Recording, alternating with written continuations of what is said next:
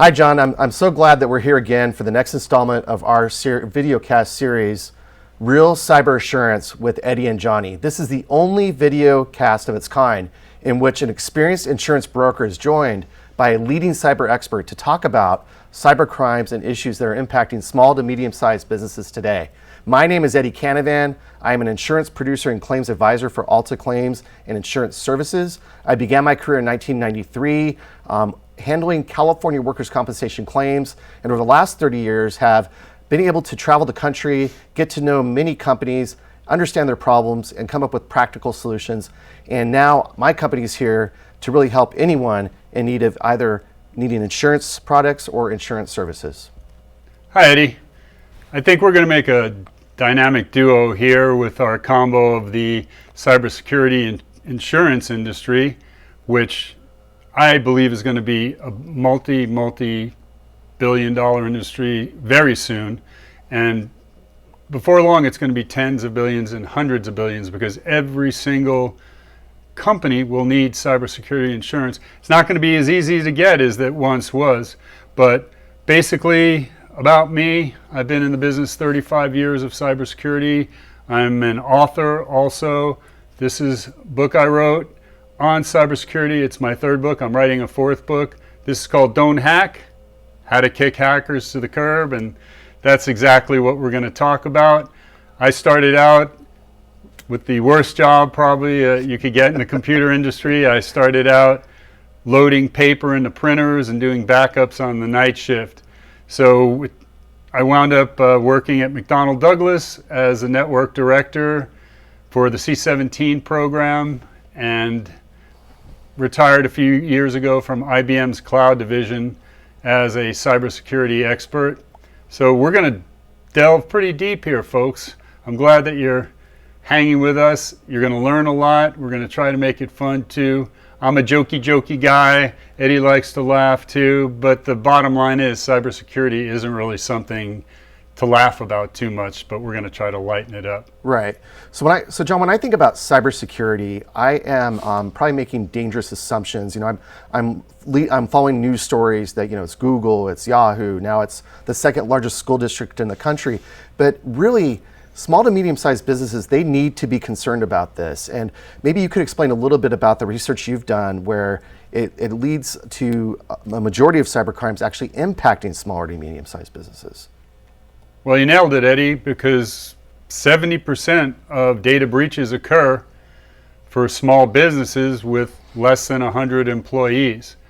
Why would hackers bother to go for smaller companies? Because their defenses aren't set like it would be when I was at IBM or some of these other major corporations that I worked at with a lot of dedicated people whose job is just to do cybersecurity. If you're in a small business, basically you'll wear a lot of hats, and that can throw off the whole cybersecurity defense if someone's out on vacation and everyone's depending on them and they don't have the right backup and they start adding accounts or giving people access or they get social engineered. We'll talk about a lot of those scenarios as we go along. That's how a hacker can gain access and bring down a small business easier than they can bring down a large business. Right, and so we try to do our best. We buy antivirus software, we install malware, we train our employees, we try to do the right things to limit exposure to cyber crimes, to breaches. But JohnE, I think you just really nailed it on the head in that the one element here that we can't control are human beings. And so today I wanted to focus on email, because email is the one element that we can't necessarily set up an antivirus software to avoid a human being opening up an email and clicking on a link, and then before you know it, now we have a lot of issues. And so I wanted to start with that, John, is links and attachments. Every company I've worked for, don't open up an email from somebody you don't know. Do not click on a link in email from somebody that you don't know. Do not open up an attachment. But no one's ever really explained to me why. And so, John, I would love for you to spend a little bit of time to explain to our audience, why should you not click on that link? Why should you not open up that attachment?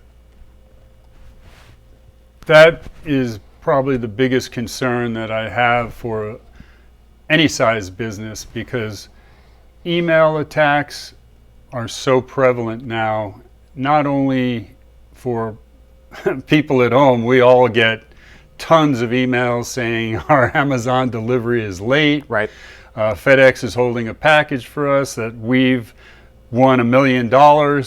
Come pick it up. Right. And they prey on someone's, quick, this is the digital world reaction. Let's click and see what happens. And they say a lot of times, oh, your password is expired. You got to click here to restart it. So that's really dangerous, because as soon as someone clicks on those links and starts interacting with that site that they go to, it's a hacker's site. I could set up a site like that by buying a domain, copying, pasting all the logos, using the same colors, and setting it up so that if someone got there and started typing in their password, I would be able to get their password to their bank account. If I had said it was Wells Fargo or Bank of America or Amazon, and then start buying myself gift cards. Right. So there's lots of different ways that people can get scammed. And we'll talk about ransomware too. That's on the corporate level. Right. So I actually received an email last week from, it looked like it was Amazon. It looked very legitimate. And it stated that somebody just purchased $1,400 worth of product from Amazon, and that I needed to click to verify whether or not I was the person purchasing those items. So I immediately deleted that email, and I went into my Amazon account, and lo and behold, there was no purchase for $1,400. Well, you just gave everyone the advice I would give them, is never click on the email link. Just go to the app of the vendor itself, whether it's online banking, whether it's some retailer like Amazon or AMC, that's movie subscriptions, Netflix. None of these places are going to ask you to help them fix your password, because everyone will notice if you go to Amazon, even if you forgot your password, there's always a recovery method that's on the website itself or in the app. So you will never get an email from a corporation saying you need to reset your password because they messed up, right, or that you've been hacked and that you need to change it.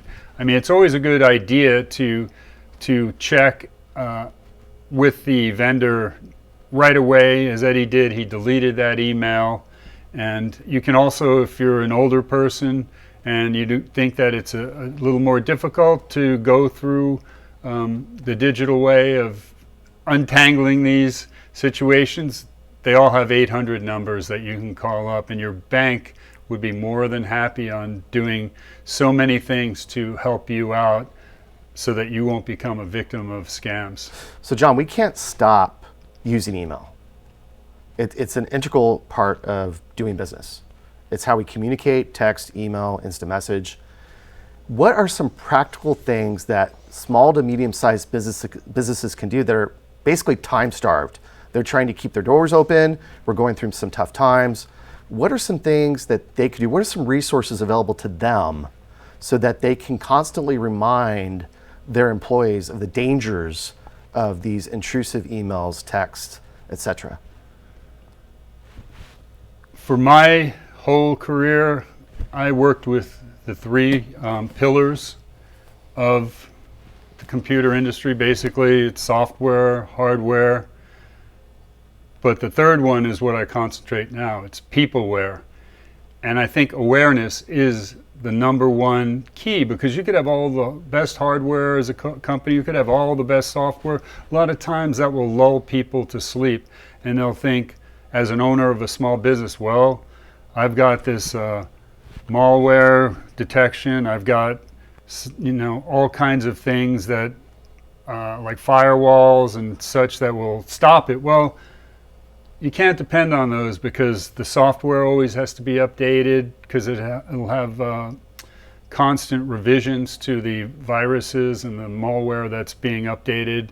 And the hardware always has to be updated too, because there will be exploits that'll be found in the iOS and the operating systems of the hardware devices. So for sure, I would say people are the weakest link, and if you're an owner of a company, tell them right away, never click on an email link.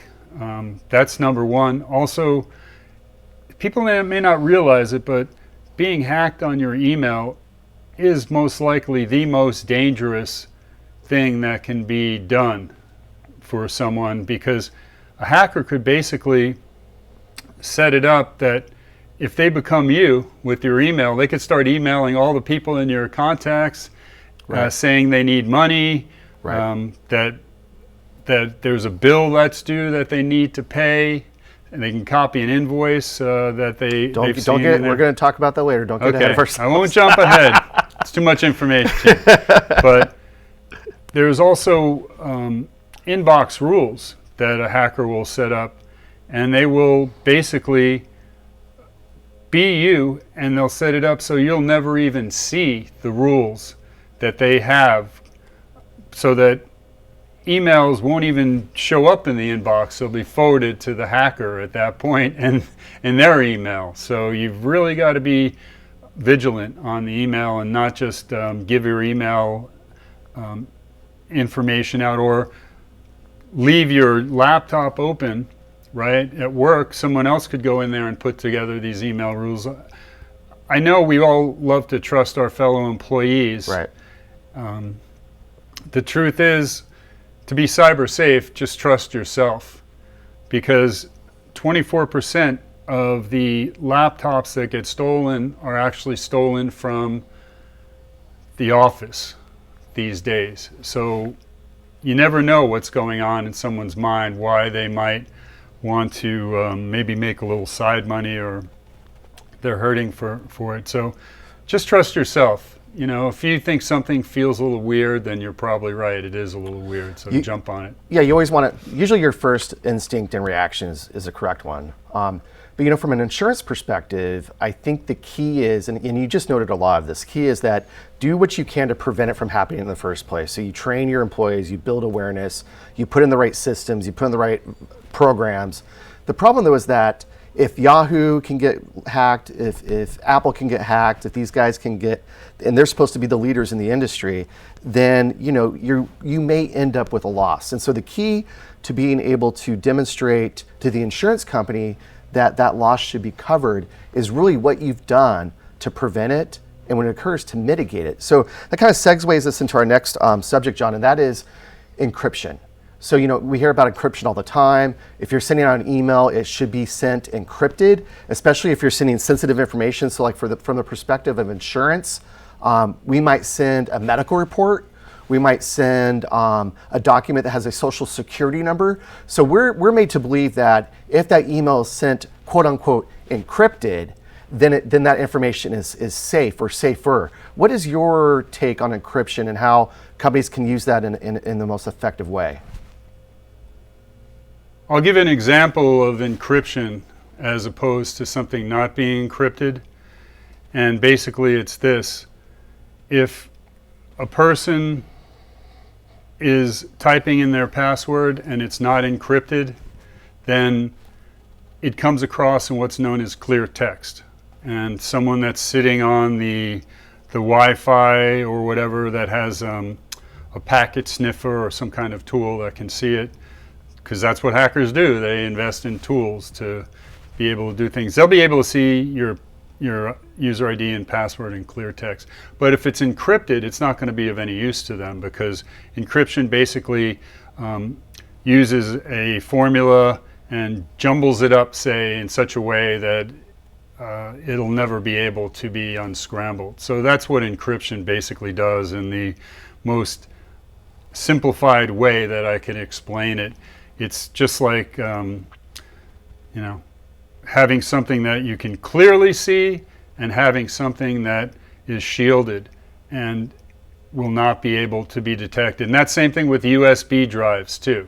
Someone, if they are putting USB drives into their USB slot, they always must be encrypted, okay? And my second tip is never put in a strange USB drive in there. Always, if you see one laying on the ground, always walk by it. Don't think that you're going to be doing someone a big favor and saving their work, and you'll be able to track them down, and you'll be a hero. No, you're going to wind up putting some hackers' software on your computer, and they're going to be able to take care of themselves and basically destroy your system and get all of their needs met by uploading all of your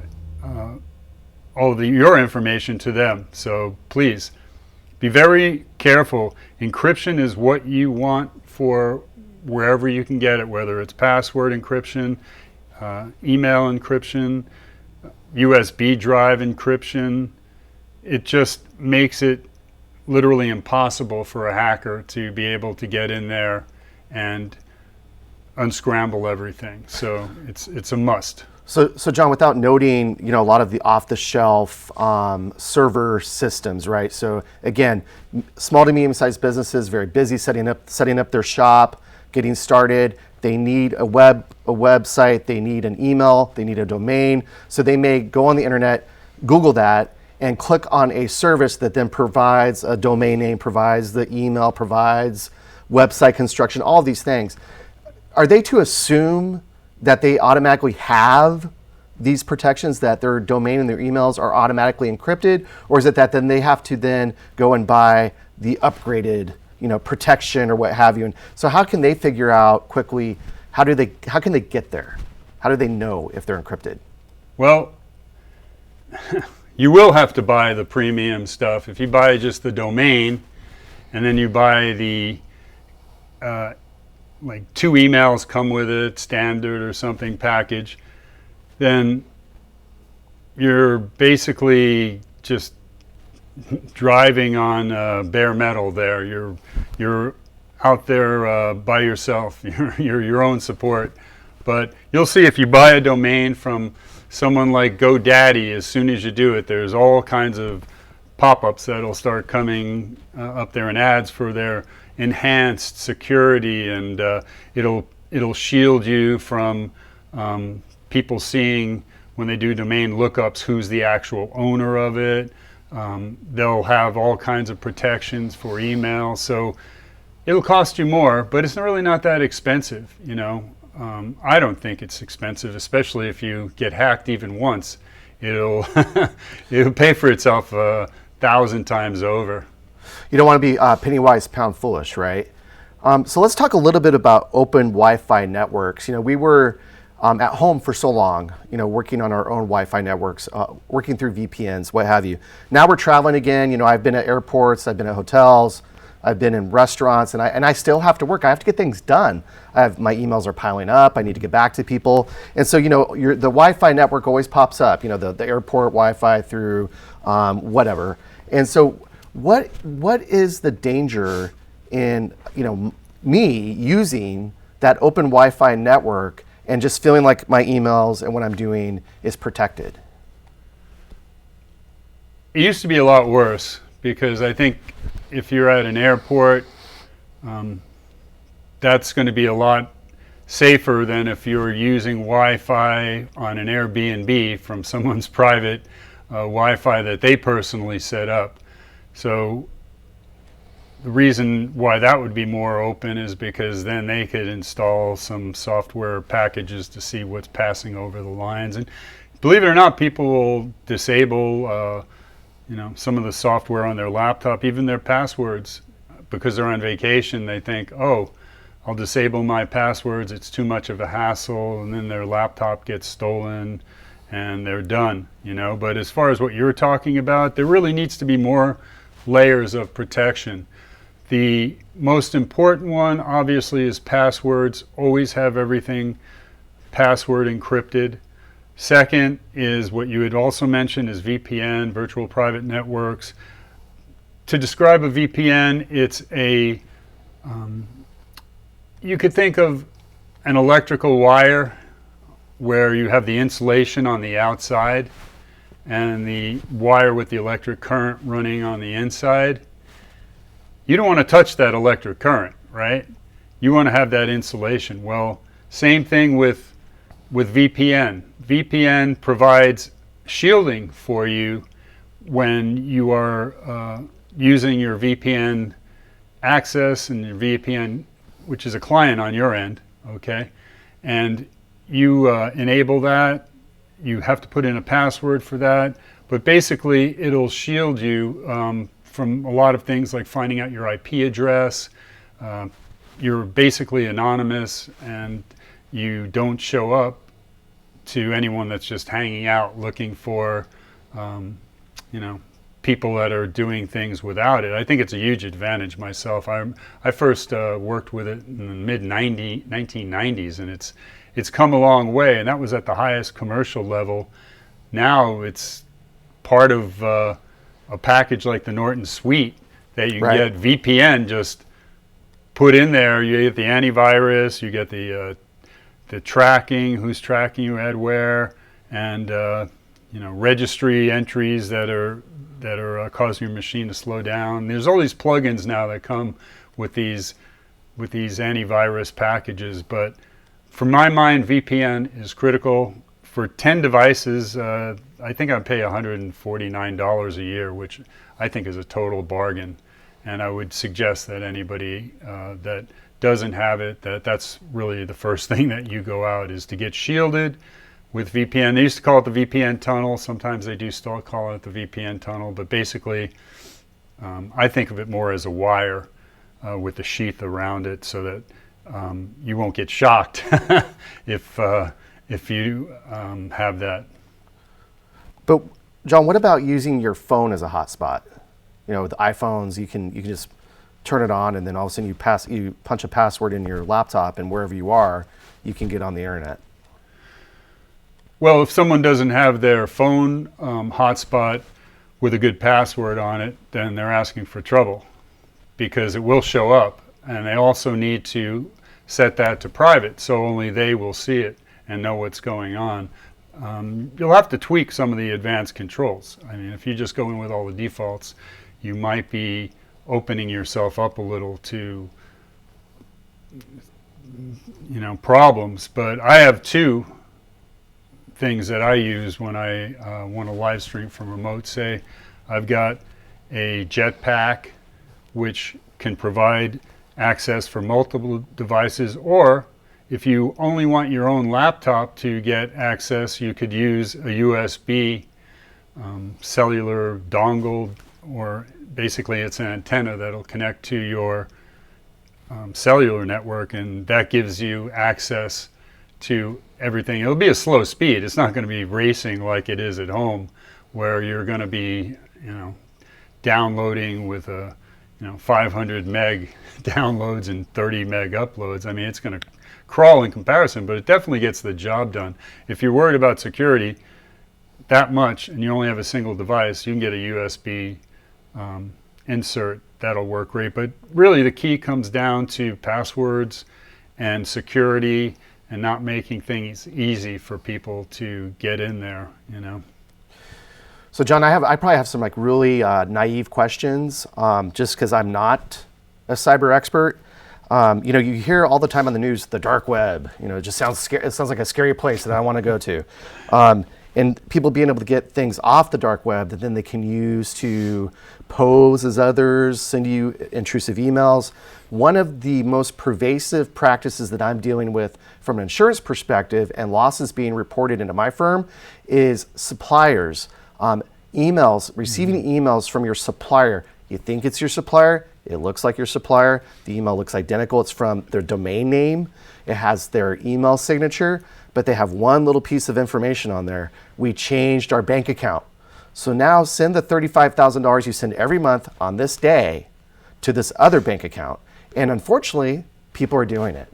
And then the supplier will call them a week later, hey, we haven't gotten paid. And they're like, yeah, we paid you. We heard you changed your bank account. And they're like, we never changed our bank account. And you're off to the races. You're filing the insurance claim. And the carrier is starting to really look at and try to figure out if you've done everything you could have done to avoid that from happening. So, John, maybe you could give us a little bit of an idea of what is available on the dark web. How does it get there? Can we avoid things going there? And how are cyber criminals using those things to exploit innocent people that just think they're doing the right thing?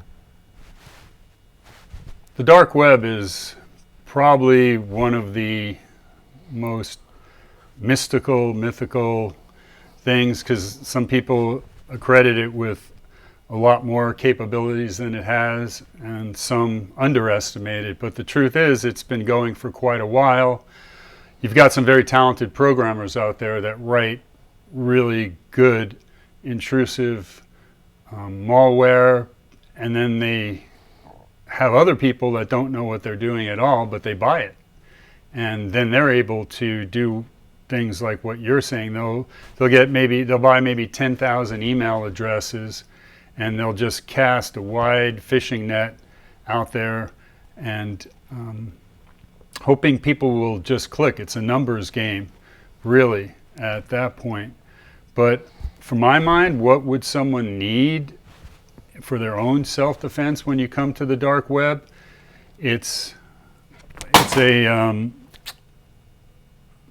monitoring system, I would say, is probably the number one thing. Credit monitoring, because basically I have 3 of these credit monitoring systems, and it gives me a lot of relief in the fact that if something's happening, then they'll give me a notification that my credit is being used, my people have made inquiries about me on the dark web. So I get the notifications. And what you were saying about invoices and all of that's probably the biggest thing that's going on right now. Somehow criminals have stumbled onto it, that they can make up these phony invoices, and if they have your email, basically they can they can copy and paste from within your own email and get an actual invoice, so they don't have to speculate on what it is and talk about we're changing the bank account and all of that. They can actually copy and paste an invoice from your own inbox, and of course it's legitimate at that point, right? And they can then forward it on to wherever they want when you make those payments, because you may not notice that they have made those changes. And basically someone just did that a few weeks ago for $40,000. Sounds like not that much, but if you're a small company, a $40,000 hit on one invoice, that's quite a bit. Right, it is. That's quite a bit. So basically, if you get any kind of invoices, probably my suggestion is always use the low-tech method if it looks suspicious, and make a phone call. Right. If you think that it's something that